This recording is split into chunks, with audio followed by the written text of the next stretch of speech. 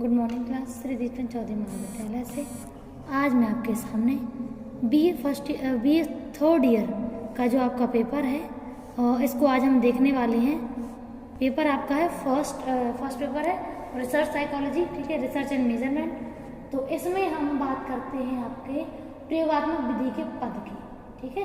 तो यहाँ पे हम बात करें जैसे एक्सपेरिमेंटल मेथड्स तो हमने पहले बता भी दी है। आज हम इसकी स्टेप्स की बात करेंगे। तो स्टेप्स में कुछ आपके हैं जिस पॉइंट को आपको जानना ज़रूरी है, ठीक है। तो पहला पॉइंट जो आपका है वो है समस्या का चयन। तो जब भी हम कोई रिसर्च वर्क करते हैं तो सबसे पहले हम क्या करते हैं, प्रॉब्लम को सॉल्व करते हैं, ठीक है। समस्या का चयन करते हैं, प्रॉब्लम को चुनते हैं कि हमें किस टॉपिक पे अपनी रिसर्च करनी है। जो टॉपिक हमारा होता है वो हमारी समस्या होता है, जिस समस्या के ऊपर हम अपनी आगे की रिसर्च को शुरू करते हैं, ठीक है। तो समस्या हमारा पहला स्टेप भी मान सकते हैं और समस्या हमारी जड़ भी होती है और समस्या हमारा टॉपिक भी होता है जिस पर हम रिसर्च करते हैं, ठीक है। अगला टॉपिक है आपका, हाँ, समस्या में आप सभी जानते हैं, जैसे मान लीजिए अगर कोई पर्सन बायोलॉजी पर रिसर्च कर रहा है तो उसकी समस्या क्या होगी, जितनी भी बायोलॉजी, जितनी बॉडी ब्रेन के ऑर्गन हैं, केवल उनसे ही रिलेटेड वो हाइपोथेसिस बनाएगा।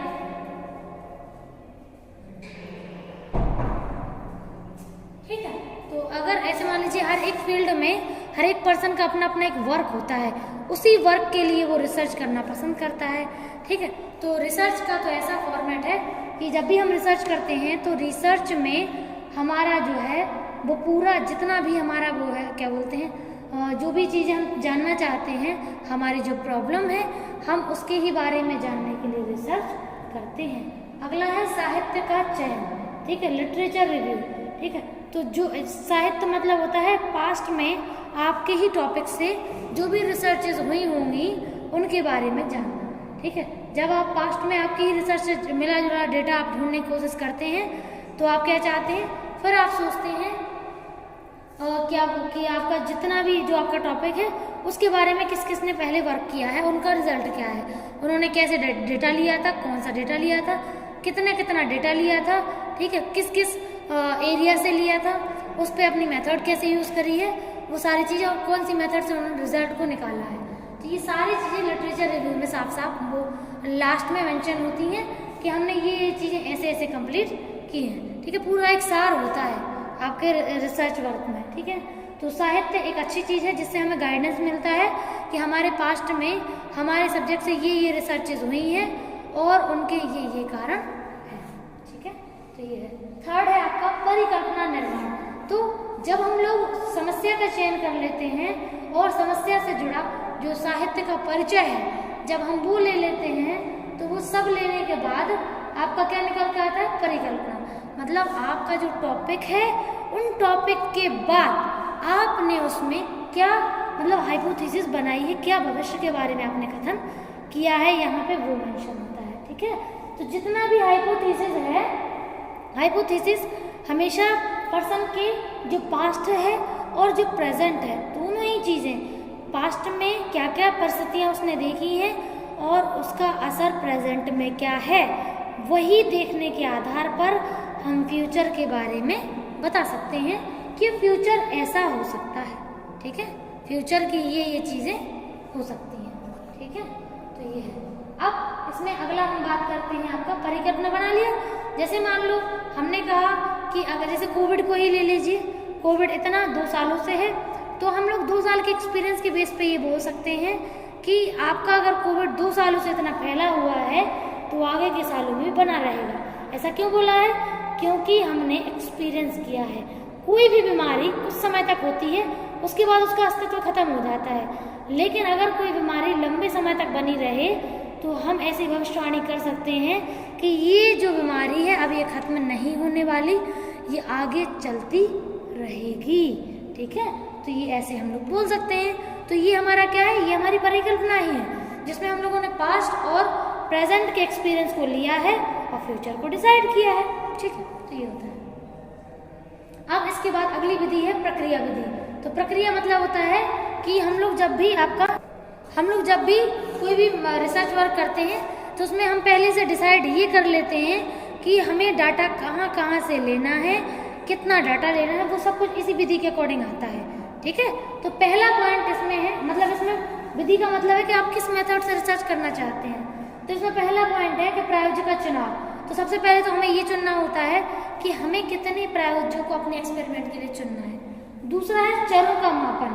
तो इसमें भी ये है इम्पोर्टेंट कि सबसे पहले ये देखते हैं कि आप जो भी वेरिएबल्स ले रहे हैं उन वेरिएबल्स में आपका उस वेरिएबल्स को आप कैसे मापेंगे। ठीक है, ये भी रहता है। फिर आपका अगला होता है चरों पर नियंत्रण। तो ये भी इम्पोर्टेंट है कि जो भी हम लोग आसपास के लोगों से जो चर जो भी चुन रहे हैं कि हम लोग कौन कौन से चरों पे रिसर्च करना चाहते हैं, कौन कौन से वेरिएबल्स ले रहे हैं, तो उस पर फिर हमें नियंत्रण भी करना होता है। बिल्कुल सही बात, क्योंकि वेरिएबल्स चुनना अलग बात है और उससे जब डाटा कलेक्ट करते हैं तो बहुत सारे उसमें चेंजेस या कुछ चीज़ें अलग उसमें होती हैं। ठीक है, तो वही जो आपका चीज़ें हैं जो उसका पे अपना प्रभाव छोड़ रही हैं, तो हमारा काम ये होता है कि हम उस पर नियंत्रण करके रखें ताकि वो रिसर्च को खराब ना करें। ठीक है, अगला है आपका चरों की योजना। तो योजना भी इम्पोर्टेंट है।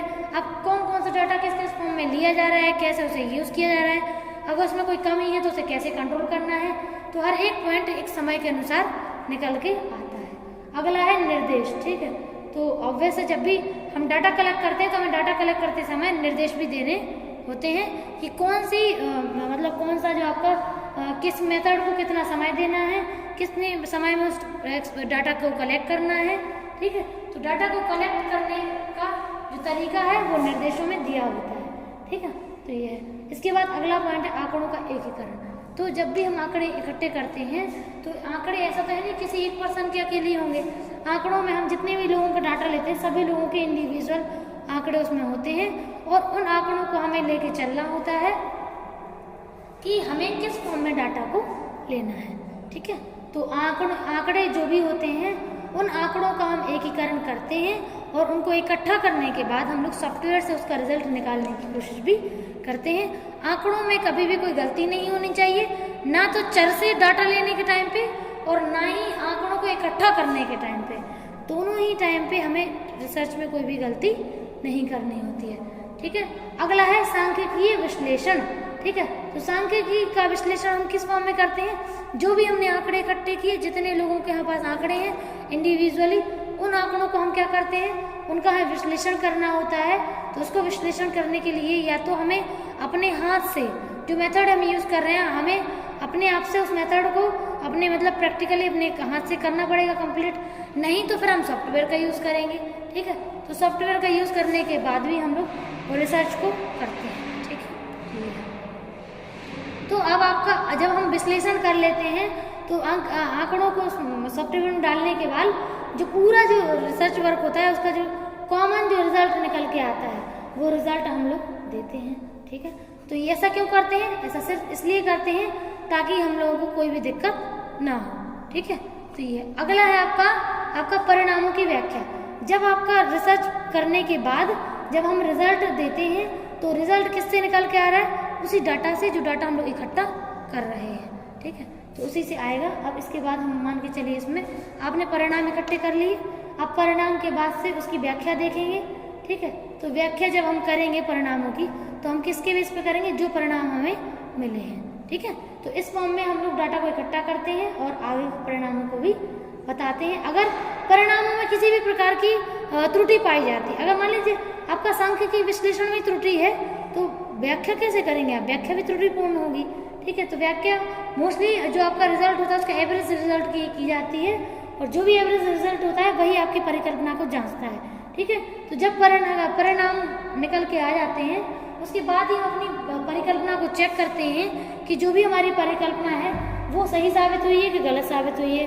ठीक है, हमारा प्रयोग करने के बाद तो हमारी परिकल्पना परिणामों की व्याख्या को चेक करती है। ठीक है, या परिणाम की व्याख्या जो है वो हमारी परिकल्पना को जांचता है कि हमने जो परिकल्पना बनाई थी वो सही थी या नहीं थी।